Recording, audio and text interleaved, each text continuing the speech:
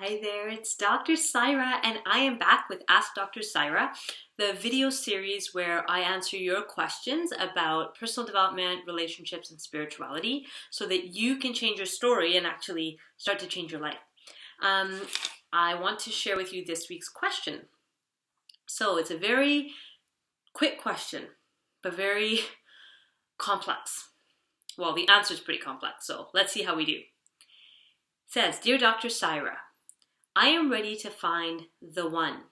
Any advice? From Paul. Paul, my friend. This is like a half an hour response, but I'm going to have to do it in a couple of minutes, like 7 minutes. So let's try. Okay, here we go. You are ready to find the one. So when you say, Paul, that you're ready, that tells me that you've probably done some work already. You've probably looked inside of yourself to figure out what it is that you value and what kind of relationship you want to have. And now you're ready to find the one. So if you haven't done your own personal development work, I would say that's the place to start. Because what often happens is that there's this great theory that Dwayne and Catherine O'Kane talk about, which is they call it the amoeba theory of relationships. And it's kind of like cool and complex. And I can't tell you all of it, but I'll tell you like high level, okay? So basically, if you're whole, like imagine yourself as a circle, right?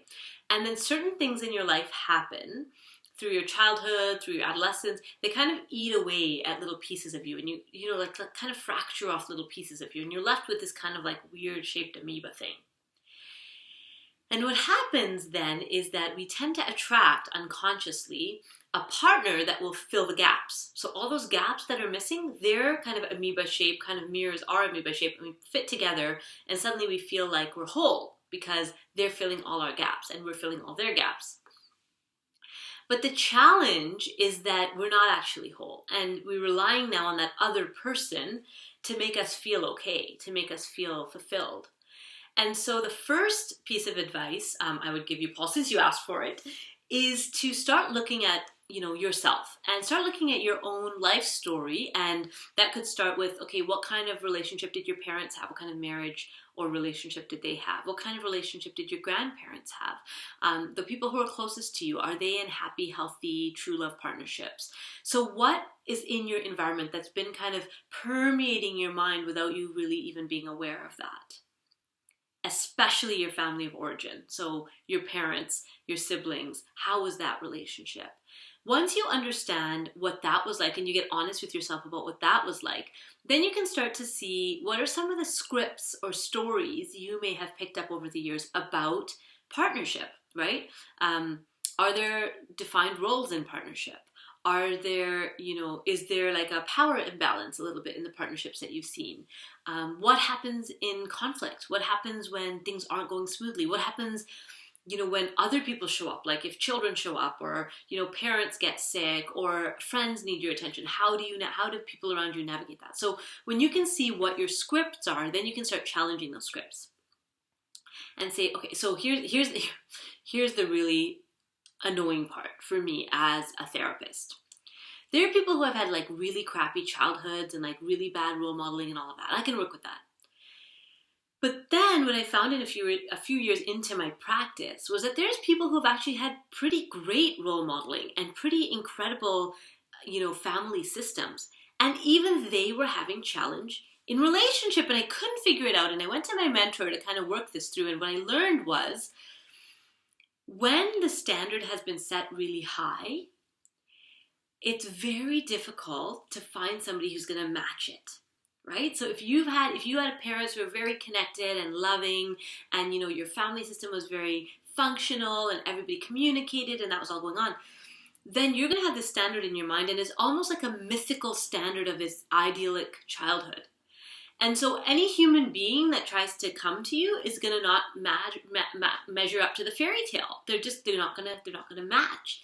And so part of it is to get honest about what might have actually been going on. Because even in healthy family relationships, we're all still people. We make mistakes, we screw it up, we do all that.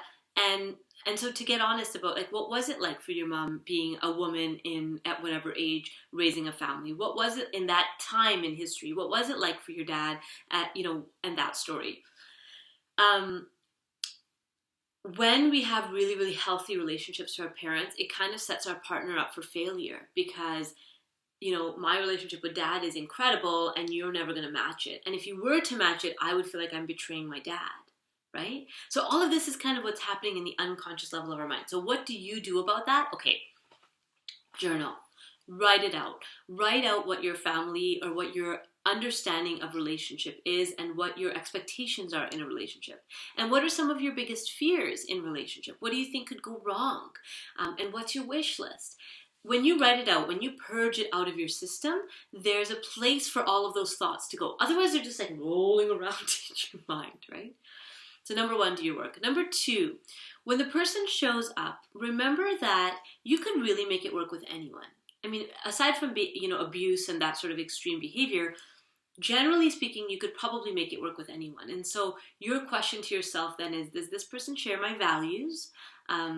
Is there like some sort of attraction? There's got to be, some sort of connection and something that pulls you towards them. And am I truly ready for this next step? When we talk about wanting the one, it means we have to be willing to grow up a little bit. And it means we have to be willing to not make everything about us all the time and our needs. And we have to be willing to see someone else as equally important as we are. And that takes maturity. That takes a level of growing up. And I think sometimes people enter into relationships still a bit childish, and relationships grow us up. And so that would be my advice, Paul. One, do your own work. And second, check in if you're really ready. And when you are ready and you've done your work, it's incredible how the universe provides and the person just kind of shows up. And if the person shows up before you're ready, well, you're probably going to miss them. You're probably not going to recognize them for the partner that they could be for you. So that would be my advice, and there's so much more I could say about this, but I will save that for another time. Thank you for your brilliant question. And if you have a question about relationships, personal development, or spirituality, or how to change your story so you can change your life, write to me at connect@talktosaira.com, and I would be happy to answer it in one of the videos. In the meantime, remember, it's your life, and only you can live it. Take care.